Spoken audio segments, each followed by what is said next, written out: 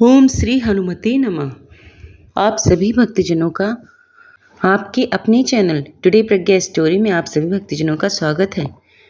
तो चलिए शुरू करें बजरंग बली जी की कथा, जिसको सुनने मात्र से ही समस्त पापों से छूटकर मोक्ष की प्राप्ति होती है। व्यास जी ने कहा, एक बार नैमिषारण्य तीर्थ में 80,000 मुनि एकत्रित हो कर पुराणों के ज्ञाता श्री सूत जी से पूछने लगे, हे महामुनि, आपने हमें अनेक पुराणों की कथाएं सुनाई हैं। अब कृपा करके हमें ऐसा व्रत और कथा बताइए जिसके करने से संतान की प्राप्ति हो तथा मनुष्यों को रोग, शोक, अग्नि, सर्व दुख आदि का भय दूर हो, क्योंकि कलयुग में सभी जीवों की आयु बहुत कम है। फिर इस प्रकार रोग, चिंता के कष्ट लोगों को लगे रहेंगे तो फिर वह श्री हरि के चरणों में अपना ध्यान कैसे लगा सकेंगे। सूत जी बोले, हे महामुनि, आपने लोक कल्याण के लिए बड़ा ही उत्तम प्रश्न पूछा है। एक बार युधिष्ठिर ने भगवान श्री कृष्ण के लोक कल्याण के लिए यही प्रश्न किया था। भगवान श्री कृष्ण और युधिष्ठिर का संवाद तुम्हारे सामने कहता हूँ, ध्यान से सुनो। एक समय पांडवों की सभा में श्री कृष्ण जी बैठे थे। तब युधिष्ठिर ने भगवान श्री कृष्ण से पूछा, हे प्रभु नंदनंदन गोविंद, आपने मेरे लिए अनेक कथाएं सुनाई हैं। आज आप कृपा करके ऐसा व्रत या कथा सुनाएं जिसके करने से मनुष्य रोग, दुख, चिंता का भय समाप्त हो जाए, उसको पुत्र की प्राप्ति हो। हे प्रभु, बिना पुत्र के जीवन व्यर्थ है। पुत्र के बिना मनुष्य पितृ ऋण से छुटकारा नहीं पा सकता है और ना ही उसको पुत्रंग नामक नरक से उद्धार हो सकता है। अतः पुत्रदायक व्रत बतलाइए। श्री कृष्ण भगवान बोले, हे राजन, मैं प्राचीन काल इतिहास सुनाता हूँ, आप उसे ध्यानपूर्वक सुनो। कुंडलपुर नामक एक नगर था। उसमें नंदा नामक एक ब्राह्मण रहता था। भगवान की कृपा से उसके पास सब कुछ था, फिर भी वह दुखी था। इसका कारण यह था कि ब्राह्मण की स्त्री सुनंदा के कोई संतान नहीं थी। सुनंदा पतिव्रता थी, भक्ति पूर्वक श्री भगवान जी की आराधना करती थी। मंगलवार के दिन व्रत करके अंत में भोजन बनाकर हनुमान जी का भोग लगाने के बाद स्वयं भोजन करती थी। एक बार मंगल के दिन ब्राह्मणी गृह कार्य की अधिकता के कारण हनुमान जी को भोग ना लगा सकी, तो इस पर उसने बहुत दुख हुआ। उसने कुछ भी नहीं खाया और अपने मन में प्रण किया कि अब तो अगले मंगलवार को ही हनुमान जी का भोग लगाकर अन्न जल ग्रहण करूंगी। ब्रह्माणी सुनंदा प्रतिदिन भोजन बनाती, श्रद्धापूर्वक पति को खिलाती, परंतु स्वयं भोजन नहीं करती और मन ही मन श्री हनुमान जी की आराधना करती थी। इसी प्रकार 6 दिन गुजर गए और ब्रह्माणी सुनंदा अपने निश्चय के अनुसार भूखी प्यासी निराहार रही। अगले मंगलवार को ब्रह्माणी सुनंदा प्रातःकाल ही बेहोश होकर गिर पड़ी। ब्रह्माणी सुनंदा की इस असीम भक्ति के प्रभाव से हनुमान जी बहुत प्रसन्न हुए और प्रकट होकर सुनंदा से बोले, मैं तुम्हारी भक्ति से प्रसन्न हूँ, उठकर वर मांगो। सुनंदा अपने आराध्य देव श्री हनुमान जी को देखकर आनंद की अधिकता से विह्वल हो श्री हनुमान जी के चरणों में गिरकर बोली, हे प्रभु, मेरी कोई संतान नहीं है, कृपा करके मुझे संतान प्राप्ति का आशीर्वाद दें, आपकी अति कृपा होगी। श्री महावीर जी बोले, तेरी इच्छा पूर्ण होगी, तेरे एक कन्या पैदा होगी, उसके अष्टांग प्रतिदिन सोना दिया करेंगे। इस प्रकार कहकर श्री महावीर जी अंतर्ध्यान हो गए। ब्रह्माणी सुनंदा बहुत हर्षित हुई और सभी समाचार अपने पति से कहा। ब्राह्मण देव कन्या का वरदान सुनकर कुछ दुखी हुए, परंतु सोना मिलने की बात सुनी तो बड़े प्रसन्न हुए। विचार किया कि ऐसी कन्या के साथ मेरी निर्धनता भी समाप्त हो जाएगी। श्री हनुमान जी की कृपा से वह ब्रह्माणी गर्भवती हुई और 10वें महीने उससे एक सुंदर पुत्री प्राप्त हुई। यह सच्ची बात, यह बच्ची अपने पिता के घर में ठीक उसी तरह बढ़ने लगी जिस प्रकार शुक्ल पक्ष का चंद्रमा बढ़ जाता है। 10वें दिन ब्राह्मण ने उस बालिका का नामकरण संस्कार कराया। उसके कुल पुरोहित ने उस बालिका का नाम रत्नावली रखा, क्योंकि वह कन्या सोना प्रदान किया करती थी। इस कन्या ने पूर्व जन्म में बड़े ही विधान से मंगल देव का व्रत किया था। रत्नावली का अष्टांग बड़ा बहुत सा सोना देता था। उस सोने से नंदा ब्राह्मण बहुत ही धनवान हो गए। अब ब्रह्माणी भी बहुत अभिमान करने लगी थी। समय बीतता रहा। अब रत्नावली 10 वर्ष की हो चुकी थी। एक दिन जब नंदा ब्राह्मण प्रसन्न चित्त था, तब सुनंदा ने अपने पति से कहा, मेरी पुत्री रत्नावली विवाह के योग्य हो गई, अतः आप कोई सुंदर तथा योग्य वर देखकर इसका विवाह कर दें। यह सुनकर ब्राह्मण बोला, अभी तो रत्नावली बहुत छोटी है। तब ब्रह्माणी बोली, शास्त्रों की आज्ञा कि कन्या 8वें वर्ष में गौरी, 9 वर्ष में रोहिणी, 10वें वर्ष में कन्या, इसके पश्चात रजस्वला हो जाती है।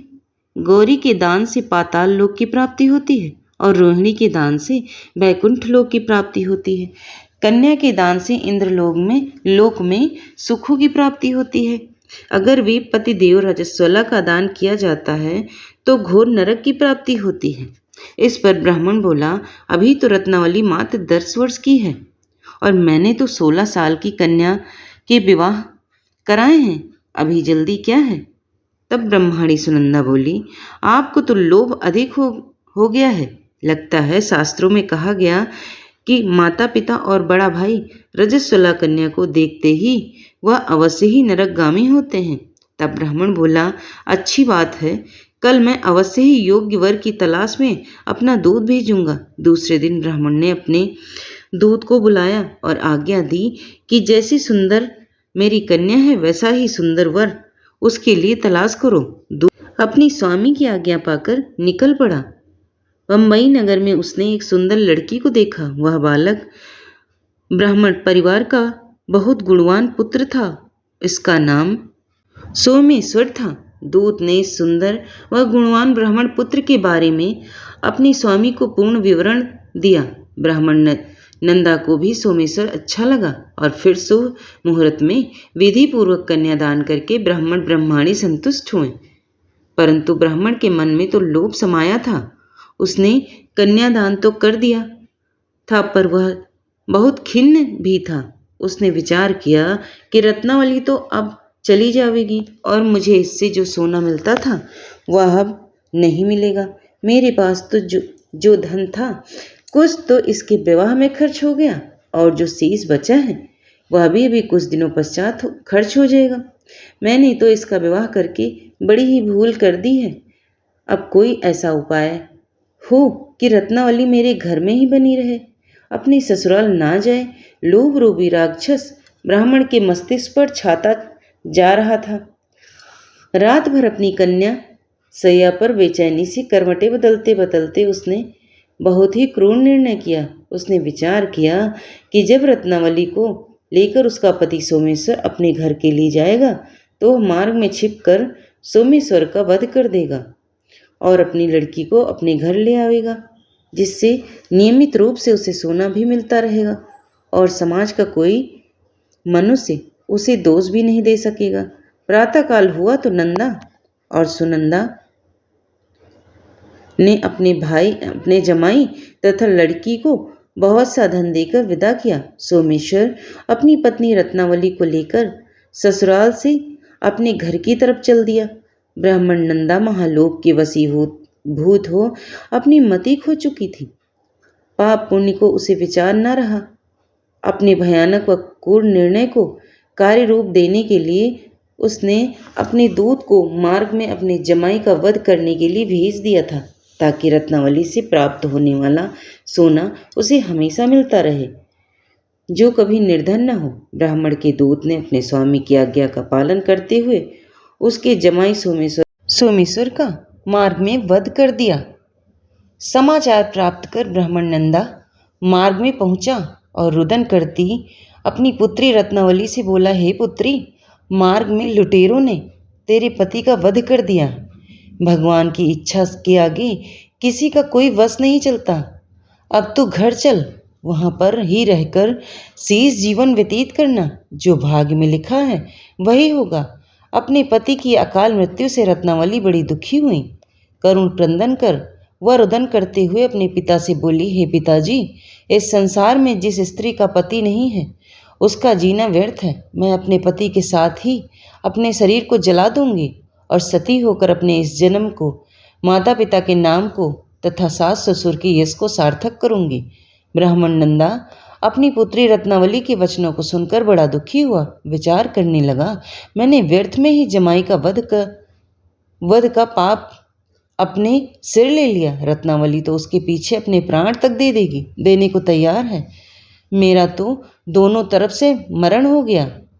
धन तो अब मिलेगा नहीं। जमाई वध के पाप के फलस्वरूप यम यातना भी भुगतनी पड़ेगी। यह सोचकर वह बड़ा खिन्न हुआ। सोमेश्वर की चिता बनाई गई। रत्नावली सती होने की इच्छा से अपने पति का सिर अपनी गोद में रखकर चिता में बैठ गई।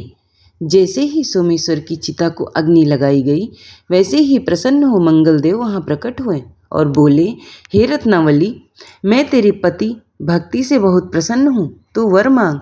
रत्नावली ने अपने पति का जीवन दान मांगा। तब मंगलदेव बोले, रत्नावली, तेरा पति अजर अमर है, यह महाविद्वान भी होगा और इसके अतिरिक्त तेरी जो इच्छा हो वर मांग। तब रत्नावली बोली, हे ग्रहों के स्वामी, यदि आप मुझ पर प्रसन्न हैं तो मुझे वरदान दीजिए कि जो भी मनुष्य मंगलवार के दिन प्रातःकाल लाल पुष्प लाल चंदन से पूजा करके आपका स्मरण करे, उसको रोग व्याधि न हो, स्वजनों का कभी वियोग न हो, सर्प अग्नि तथा शत्रुओं का भय न रहे। जो स्त्री मंगलवार का व्रत करे वह कभी विधवा न हो। मंगलदेव तथास्तु कहकर अंतर ध्यान हो गए। सोमेश्वर मंगलदेव की कृपा से जीवित हो उठा। रत्नावली अपने पति को पुनः प्राप्त कर बहुत प्रसन्न हुई और मंगलदेव का व्रत करके मंगलवार को व्रतराज और मंगलदेव की कृपा से इस लोक में सुख ऐश्वर्य को भोग कर अंत में अपने पति के साथ स्वर्गलोक को गई। और आइए अब सुनाते हैं मंगलवार की एक अन्य व्रत कथा। एक ब्राह्मण दंपत्ति की कोई संतान नहीं थी, जिसके कारण पति पत्नी दुखी थे। वह ब्राह्मण हनुमान जी की पूजा हेतु वन में चला गया। वह पूजा के साथ महावीर जी से एक पुत्र की कामना प्रकट किया करता था। घर पर उसकी पत्नी मंगलवार व्रत पुत्र की प्राप्ति के लिए किया करती थी। मंगल के दिन व्रत के अंत में भोजन बनाकर हनुमान जी को भोग लगाने के बाद स्वयं भोजन ग्रहण करती थी। एक बार कोई व्रत आ गया जिसके कारण ब्रह्माणी भोजन बना न सकी। तब हनुमान जी का भोग भी नहीं लगा पाई। वह अपने मन में ऐसा प्रण करके सो गई कि अब अगले मंगलवार को हनुमान जी को भोग लगाकर ही अन्न ग्रहण करूंगी। तब भूखी प्यासी 6 दिन पड़ी रही।